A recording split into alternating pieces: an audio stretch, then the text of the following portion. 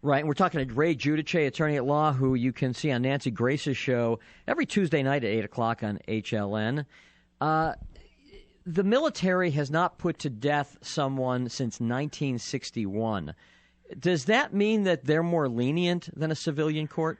You know, I think that they just don't want to put to death one of their own, and quite often in military homicide cases there are extreme extenuating circumstances. I mean, these are people who are trained to kill. They are trained in weaponry, and they are under enormous stress.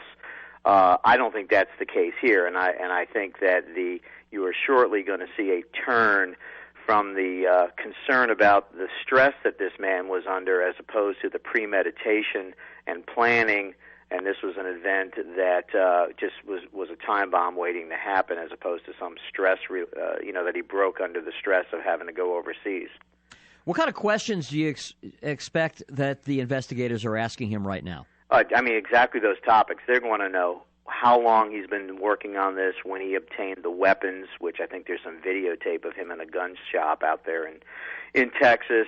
And I think they're really going to want to delve into his contacts, internet contacts with some of these clerics overseas.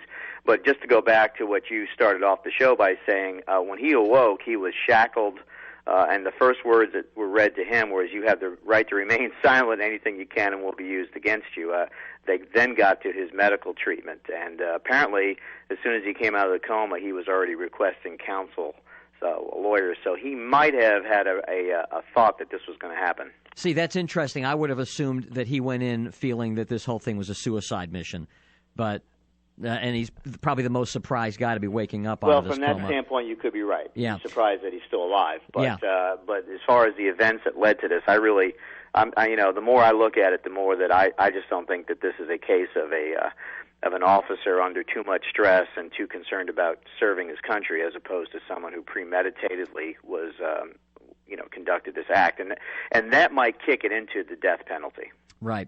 All right, Ray, we appreciate your talking to us. Ray Giudice, who's also on Ask the Expert on Dave.fm, and you can see him tonight on Nancy Grace's show and every Tuesday night on HLN. Thanks, guys. Thanks, Ray. Thank you, Ray Giudice. Bye-bye.